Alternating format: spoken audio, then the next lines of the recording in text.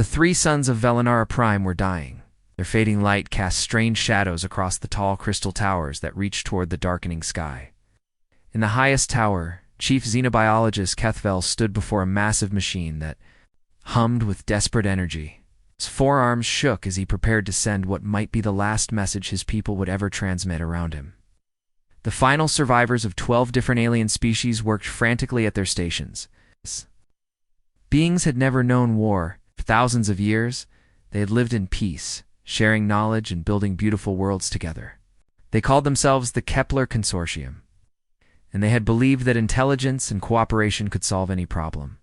They had been wrong. The Devourers had arrived without warning, sweeping through the galaxy like a disease made of metal. In hunger, these mechanical monsters consumed everything in their path. Entire star systems vanished into their grinding maws. Ancient civilizations that had existed for millennia were reduced to scattered debris in a matter of days. The Consortium had tried everything they could think of. They sent diplomats to negotiate, but the Devourers ignored them. They attempted to evacuate their populations, but there was nowhere to run. They even tried to surrender, offering everything they had built over centuries. The mechanical entities simply continued their advance, treating the peaceful aliens like obstacles to be removed. Now only Velenara Prime remained, the last world standing against the approaching darkness.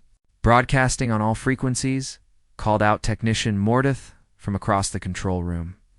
His body was made of living crystal that normally glowed with soft blue light, but now it flickered weakly with exhaustion and fear, including the old mathematical sequence from the primitive world. Kethvel turned his large compound eyes toward a distant star marked on their charts. It was a small yellow sun with a blue-green planet that orbited in what they called the habitable zone. The world was called Earth. Its inhabitants had sent simple mathematical messages into space many decades ago, when the Consortium had first detected those transmissions. They had found them amusing. The creatures on Earth had barely discovered radio waves, and were sending basic mathematical proofs to anyone who might be listening. The signals showed that the species was intelligent but primitive, probably still fighting wars among themselves and struggling to understand their own solar system. The Consortium had made a note in their files and moved on to more advanced civilizations. Earth seemed like a world that might develop interstellar travel in a few thousand years if they didn't destroy themselves first. Most species went through a dangerous period where they developed powerful weapons before learning wisdom. Many never survived it. "They won't understand our message," whispered Counselor Vexera, her 6 legs trembling with exhaustion. She had been coordinating evacuation efforts for months, watching world after world fall to the Devourers. Those humans barely achieved radio transmission when we last observed them. They probably don't even have spaceflight yet. Kethvel made a sound that was like a sigh, though it came from his secondary throat and sounded more like musical notes. "Then we die with dignity, knowing we tried everything possible." His primary hands worked the controls, while his secondary hands adjusted the transmission parameters. If there is any advanced species within range who might help us, we must reach them. The message he prepared was simple but clear. Using mathematical concepts that any intelligent species would understand, he created a distress signal that told their story. The transmission included star charts showing the Devourers' path of destruction, tactical information about their weapons and ships, and most importantly, a desperate plea for assistance. The meaning would be obvious to anyone who received it. "We are dying. Please help us." Kethvel activated the quantum transmitter array, and the message burst outward from Velenara Prime at faster-than-light speeds. It raced toward every inhabited system within 1,000 light-years. Carrying the desperate hope of 47 different civilizations that had once thrived among the stars, the transmission reached nearby, systems within hours and distant ones within days. Most of the targeted worlds were already dead, consumed by the Devourers or abandoned by species that had fled deeper into the galaxy. A few advanced civilizations received the message but were too far away to provide meaningful assistance, or too frightened of the Devourers to risk their own survival. The message also reached the small blue world called Earth, where it was detected.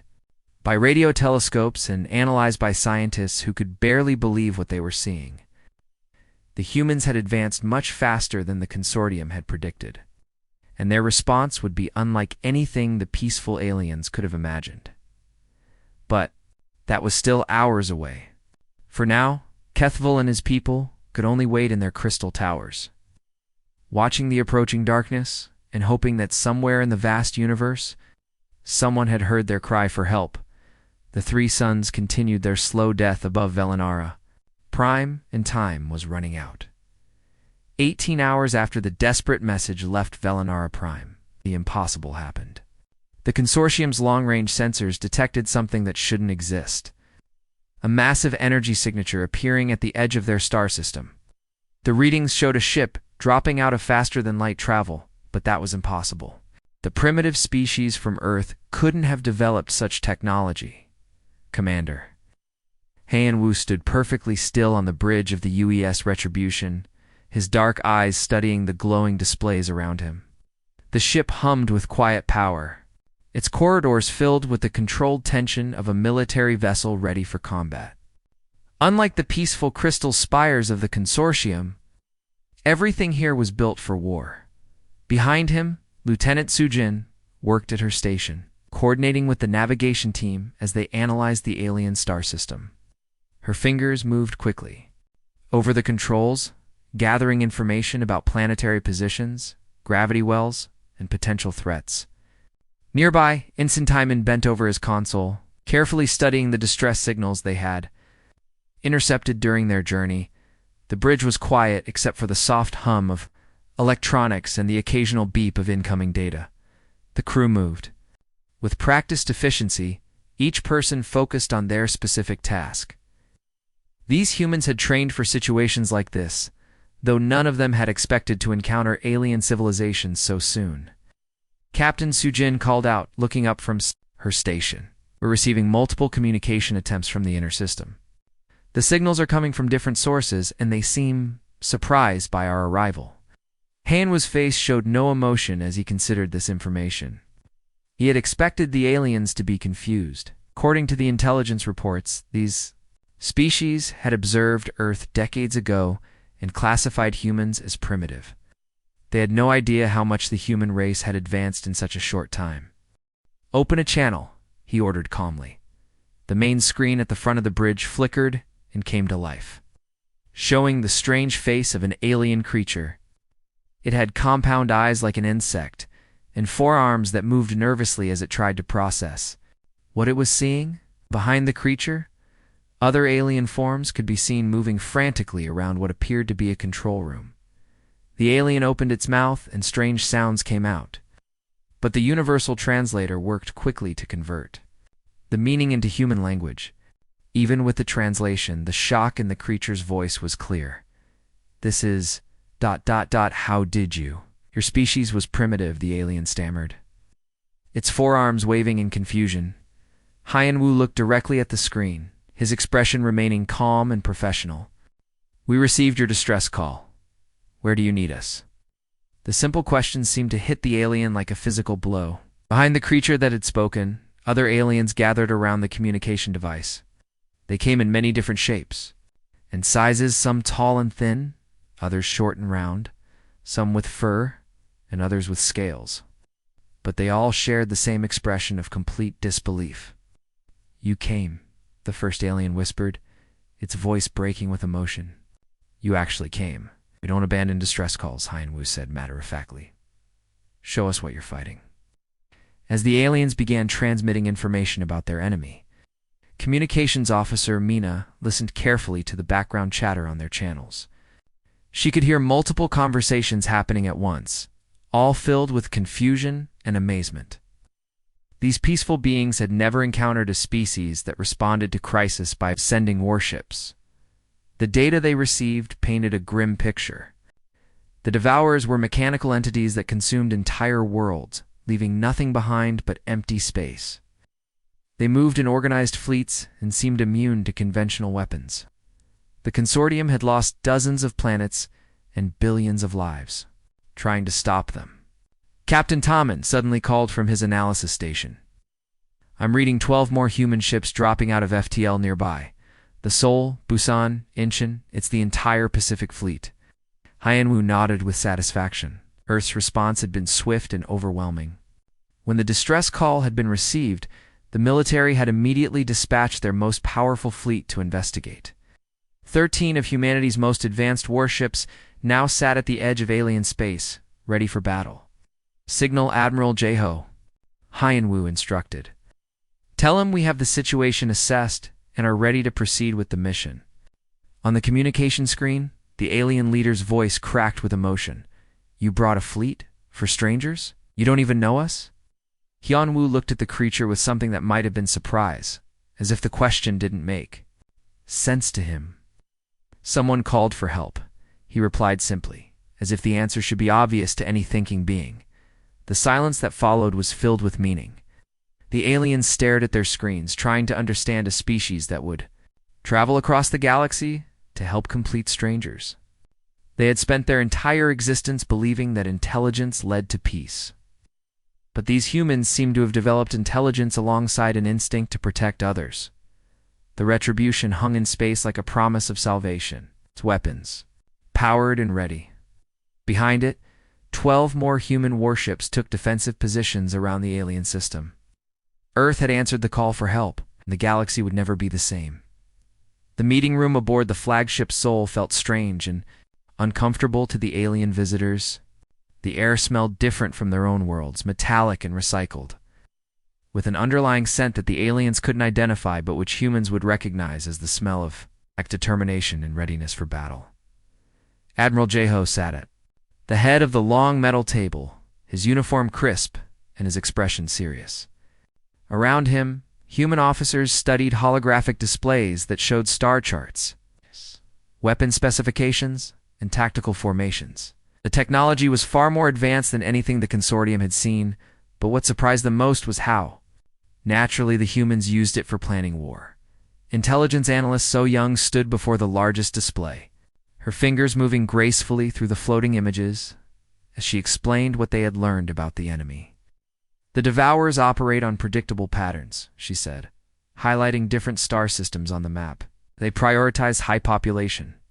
Worlds first, then industrial centers, then cultural and historical sites. They're not attacking randomly. They're being very methodical about it. Kethvel and his delegation sat in chairs that had been quickly modified for their different body shapes, but they still looked uncomfortable. The four-armed scientist kept shifting in his seat, his compound eyes darting nervously around the room. Behind him, Counselor Vexera and 3 other consortium representatives tried to follow the human discussion. But much of it was foreign to them. The consortium had never needed rooms like this. It never developed military doctrine beyond basic system defense. For thousands of years, their conflicts had been resolved through negotiation and compromise. The idea of planning systematic warfare was as alien to them as their appearance was to the humans. We could evacuate the remaining populations, suggested Counselor Vextera, her 6 legs trembling slightly. Abandon the outer colonies and consolidate our people in the inner systems where we might be able to defend them better. Her suggestion was met with immediate opposition. Captain Dong Hyen of the destroyer Guangzhou looked up from his tactical display with a frown. No, he said firmly. We don't retreat from aggressors. We eliminate them. The casual way he spoke about elimination made several of the aliens pull back in their chairs. These humans discussed warfare like other species might discuss the weather as if it was natural. It's inevitable. Simply another part of existence that had to be dealt with efficiently. Kethbel observed the humans carefully, his compound eyes taking in their body language and expressions. Your species approaches conflict very differently than ours, he said slowly, choosing his words with care. Admiral Jeho's smile was cold and sharp, like the edge of a blade. We approach it to win, he replied simply. The briefing continued, with the humans asking detailed questions about the Devourers that the consortium had never thought to ask. They wanted to know exact specifications of enemy weapons, the composition of their armor, their preferred tactical formations, their communication methods, and their supply chain requirements. The aliens looked confused by many of these requests. It always focused on survival, evacuation, and negotiation when faced with threats. The idea of studying an enemy in such detail in order to destroy them more effectively was completely foreign to their way of thinking.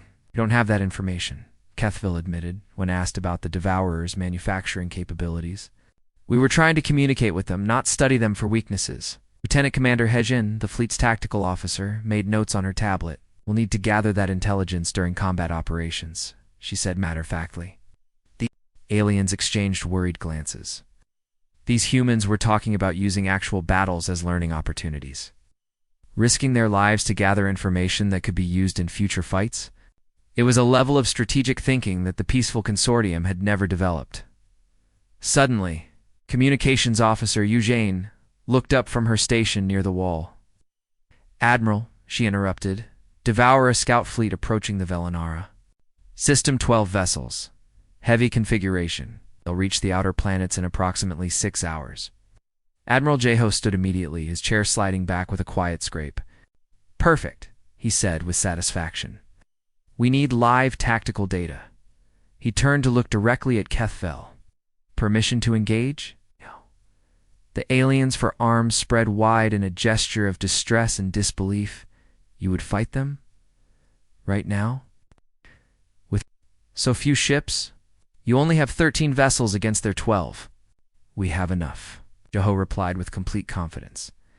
As the human officers began filing out of the conference room to return to their ships, Kethville remained seated, trying to process what he had just witnessed. These humans were about to deliberately engage a devourer fleet, something that had destroyed dozens of consortium worlds, as if it was simply another task to be completed around him. His fellow consortium members whispered among themselves in their various languages, all expressing the same confusion and amazement. They were about to witness something their species had never seen.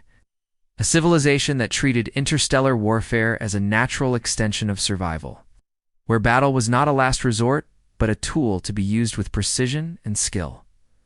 The soul began to move, followed by the rest of the human fleet, toward an encounter that would change everything that Consortium thought they knew about war.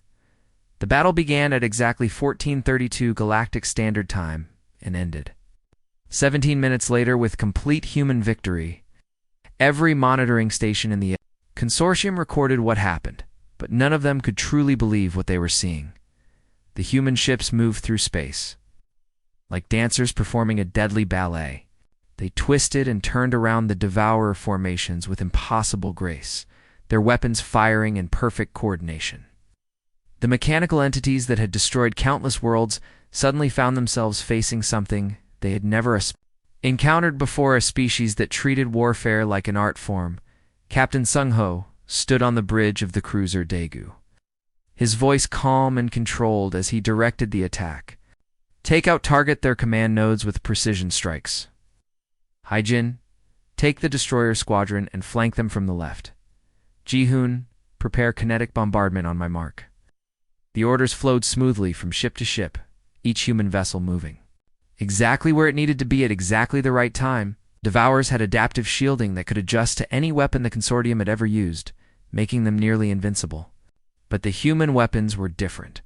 Plasma cannons that could melt and tire.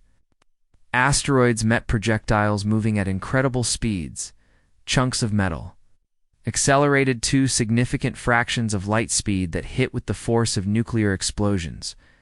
Energy weapons that could boil the oceans of planets were answered by devices that the humans casually called ship killers, explosives designed specifically to crack open heavily armored spacecraft. On the observation deck of the flagship Seoul, Kethville watched the battle with his compound eyes wide in disbelief. His forearms trembled as he gripped the railing, trying to process what he was seeing. "This is impossible," he whispered to himself. "Their technology shouldn't be superior to ours. They were primitive just decades ago when we last observed them." Admiral Jeho stood beside him, watching the tactical displays with obvious satisfaction. His expression was calm, almost bored, as if watching the systematic destruction of a devourer fleet was just another day's work. "We weren't primitive," he said quietly. "We were preparing." The truth hit Kethville like a physical blow. While the Consortium had assumed that humanity was still learning to use radio waves, the humans had been developing weapons technology, While the peaceful aliens had been building art galleries and libraries, Earth had been building warships and training soldiers. Humanity hadn't spent the last century developing philosophy or peaceful exploration like most advanced species. They had weaponized every scientific advancement, created detailed military doctrines, built war machines, while the rest of the galaxy assumed they were still discovering fire. The battle continued with methodical precision. Human ships appeared and disappeared from devourer sensor screens using some kind of stealth technology that made them nearly invisible. When they attacked, their weapons struck with devastating accuracy, targeting specific systems and weak points that the consortium had never even known existed. Status report. Admiral Jeho requested calmly. Tactical Officer Unesio looked up from her displays with barely contained excitement. 12 Devourer vessels eliminated, sir. 0 human casualties. The enemy formation broke apart and retreated after losing 60% of their force. Kethfel's voice came out as a strangled whisper. Retreated? Devourers don't retreat. In all our records, they have never retreated from any battle. Admiral Jeho turned to look at the alien, his expression matter of fact. They've never fought humans before, then hours of the battle's end. News of the impossible victory spread through quantum communication networks across the galaxy. Both Consortium and Devourer systems received the same shocking information. The mechanical entities that had consumed dozens of star systems and billions of lives had been decisively defeated by a species most had never heard of, more human. Ships began arriving in the system daily, each one more impressive than the last. The Titan, a massive battleship that dwarfed anything the Consortium had ever built. The Leviathan, a carrier vessel that launched smaller attack craft like a swarm of angry insects. The Absolute Zero, whose name alone spoke of humanity's relationship with destruction. Each vessel brought weapons that the Consortium couldn't understand and tactics that treated space. Combat like a three-dimensional chess game played with antimatter and plasma fire. The humans moved their fleets with surgical precision, always knowing exactly where to strike for maximum effect. During a joint planning session in the Souls conference room, Counselor Vexera asked the question that was troubling all the Consortium representatives. How many ships does Earth actually have? Admiral Jeho's smile was sharp and confident. Enough. Word spread quickly through the galaxy's communication networks.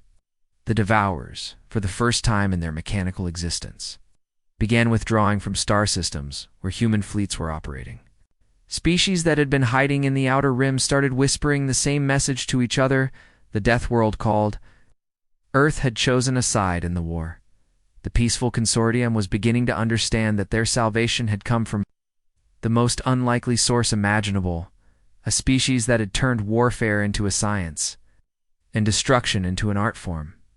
The final battle for the galaxy began in the early hours of a cold morning, as measured by Galactic Standard Time. At exactly 00 hours, human fleets attacked 7 different Devourer strongholds simultaneously, coordinating their assault across distances that spanned light years. Admiral Jeho stood on the bridge of the flagship Sol, surrounded by displays, showing the positions of hundreds of ships spread across multiple star systems. The scale of the operation was beyond anything the Consortium had ever imagined possible. While they had always fought defensively, trying to protect individual worlds, the humans had planned a single coordinated strike designed to end the war completely. Battle Group Alpha is in position, reported Captain Kyung-soo from the heavy cruiser Incheon. His voice came through the communication system with crisp clarity, despite being transmitted across vast distances. Battle Group Beta, ready for engagement, added Captain Haewon from the Destroyer Squadron, approaching the second target system. Battle Group Gamma standing by, confirmed Captain Junho, commanding a mixed force of cruisers and support vessels near the third Devourer's stronghold. The targets were not ordinary planets but massive mechanical constructs that had once been worlds. The Devourers had consumed everything on these planets, the rock, the metal, the atmosphere, and rebuilt them as giant processing facilities. These artificial worlds had digested the resources of 1,000 consumed planets, turning entire star systems into raw materials for the Devourer war machine. Admiral Jeho studied the tactical displays one final time. then gave the order that would determine the fate of the galaxy. All units, commence operation, final answer. Cute Planet Cracker protocol. What happened next would have been impossible for the consortium to understand, even if they had witnessed it directly. The humans launched weapons that violated several interstellar treaties, treaties that Earth had never signed because they had never been invited to join the galactic community. Planet Cracker missiles streaked through space toward their targets, each one carrying the destructive power of a collapsing star. These weapons had been developed specifically for this moment, designed to crack open artificial worlds and destroy the massive industrial complexes hidden within them. Target confirmed destroyed, reported Weapons Officer Eugene from the battlecruiser Olsen, her voice steady, despite the magnitude of what she had just accomplished. The primary processing facility has been eliminated. Moving to secondary objectives. Efficiency of the assault was terrifying to watch. The humans had spent months studying their enemy, learning every weakness, developing specific counters to every Devourer adaptation. Where the consortium had fought desperately just to survive another day, humanity had fought with the single goal of eliminating the threat completely and permanently. One by one, the reports came in from across the galaxy. Battlegroup Alpha had destroyed the main Devourer shipyards. Battlegroup Beta had eliminated their primary command and control center. Battlegroup Gamma had successfully targeted their resource processing facilities on the observation deck of the Sol. Kethville watched the tactical displays with growing amazement and horror. His 4 arms gripped the railing as he saw Devourer formations that had seemed unstoppable just months ago, dissolving under the coordinated human assault. "It's over," he whispered, his voice barely audible above the hum of the ship's engines. "They're actually winning. Devourers are being destroyed." Fleet Admiral Jeho stood beside him, nodding with quiet satisfaction as he watched the final phases of the battle unfold. "The Devourers made a crucial mistake," he said simply. "They threatened civilians." Statement hung in the air like a fundamental law of nature. For the humans, the logic was clear and unbreakable. Any entity that threatened innocent lives had to be eliminated completely. There could be no negotiation, no compromise, no halfway measures. As the hours passed, the scope of the human victory became clear. The Devourers' central command structures were gone. Their manufacturing facilities had been reduced to scattered debris. Their fleets were destroyed or fleeing to distant parts of the galaxy where they would pose no immediate threat. Final status. Report Admiral Jeho requested as the last enemy stronghold went dark on the tactical displays. "All primary objectives eliminated," reported the fleet's intelligence officer. "Devourer resistance has collapsed across all fronts. Their remaining forces are scattered and retreating toward the galactic rim." Kethball turned to look at the human admiral, his compound eyes reflecting a mixture of gratitude and deep concern. "You saved us," he said quietly. "But at what cost? Your species has revealed capabilities that will change how every civilization in the galaxy views Earth." Admiral Jeho was quiet for a long moment, considering the implications of what they had accomplished. "The cost of survival," he finally replied. "We couldn't allow the Devourers to continue consuming inhabited worlds. Sometimes the only way to preserve peace is to be prepared for war." In the days that followed, as news of the Devourer defeat spread throughout the galaxy, the consortium began to understand the true price of their salvation. They had been rescued by a species that treated interstellar warfare as naturally as breathing, and now that species had revealed itself to be one of the most formidable military powers the galaxy had ever seen. The war was over, but the universe would never be the same.